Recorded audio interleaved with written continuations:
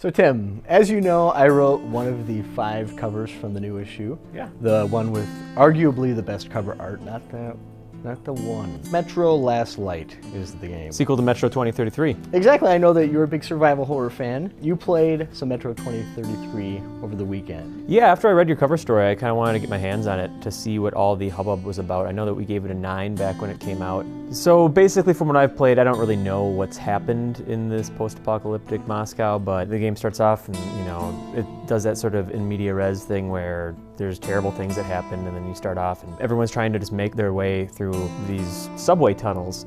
And it seems like a pretty cool atmosphere.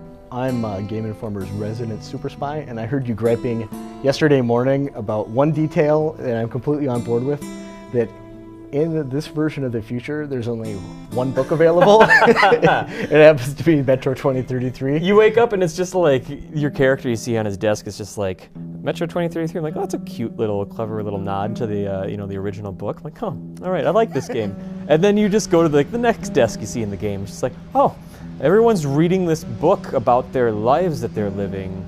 This is truly stranger than fiction. Oh yeah, you go to like a ruined apartment complex and it's just like some totally scuzzed out bathtub and next to it is just a pile of those books. It's just, that's what ended the world. Maybe people use that for fire. Post-apocalyptic worlds are a dime a dozen in video games.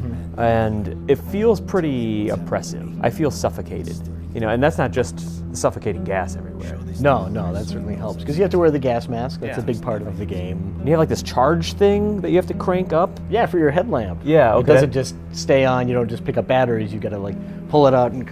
Yeah. So from what I've played mostly, it's been, you know, in the subway tunnels and stuff. Yes. And I really like the glimpses of the outdoors when you're just seeing like basically this like Chernobyl-esque ruined landscape. Is Last Light gonna have any more of that, or? Yeah, at E3 they showed some more of the outdoor environments. There's like wreckage of a plane crash, and Artyom, main character, has some flashbacks to the plane as it's crashing, which is kind of interesting. The demo that I got most recently took place in the tunnels. It was a kind of departure from the previous one, because before you fought a lot of naked mole rats and dudes with tails.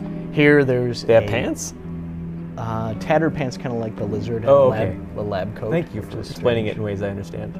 Exactly. But you fight some like bug-like creatures in this one, which is super creepy. There's like webs and crap all over the walls. It's supposed to be like cockroaches can survive anything types of thing. Maybe, I don't know. It seemed more like spider, scorpion hybrids. Oh, okay. Super gross sound. I think the sound design is one of the stronger parts of the game. You feel like you're constantly running out of ammunition. You're almost always on the edge of being defeated, and it's a really exciting feeling. And I think that survival horror doesn't necessarily mean zombie terrible coming out controls. of combat, you know, where like a guy's coming out of a closet or you gotta take a picture of a spooky ghost. I think it could just be oppressive atmosphere, limited ammunition, and I think that's kind of the hallmark of it. And I think that this is absolutely a survival horror series. I'm probably going to finish the game, I think. It hasn't grabbed me that much, like in the first hour and a half. The shooting doesn't feel as snappy and as satisfying as maybe it could. Are they changing anything with that at all? Yeah, the weapons have gotten a little bit of an overhaul. They say that they recognize that that was one of the weaker spots. Yeah. When we first started the demo, it was pretty interesting because the guy from the team, without any kind of coaxing whatsoever, was just like, THQ blew it. They totally blew it in every possible way with the first game. They didn't put any money behind it. I think the shooting suffered in particular. It just didn't have a lot of balance or play testing. You know, it felt really weak and puny. And I think it's important too in this kind of game. You don't want to feel completely overpowered. You don't want to be auto-aiming from one guy to the next, just instant headshots, everybody's dead. Yeah. But I think that it erred on the side of maybe feeling a little sloppy and, like you said, unsatisfying.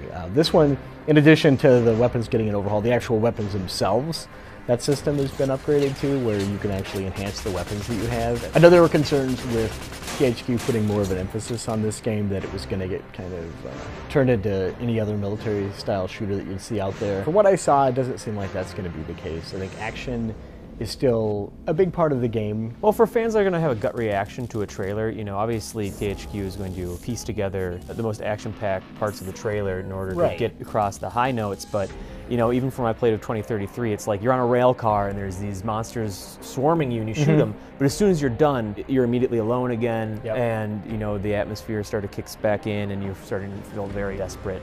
And so that stuff doesn't preview that well in a trailer. Another thing too is it doesn't seem as though the gameplay is taking a hit in terms of complexity. It's not like they're going, well, now he's got a LED light, he doesn't have to worry about that. They did say that the way that your gas mask worked wasn't communicated very well. You had cartridges you'd have to replace or else you'd choke to death on your own exhalations. Here, you've got a nice handy meter that's a little more visible, so they're hoping to communicate the systems that are in place that they're retaining, adding a few other ones. It's such a minor detail, but like there's a part where you look up and it's raining and then your little droplets of water and you gotta go to wipe them off. Like you actually have to hit a button to wipe Yep. your... Shoot a dude up close.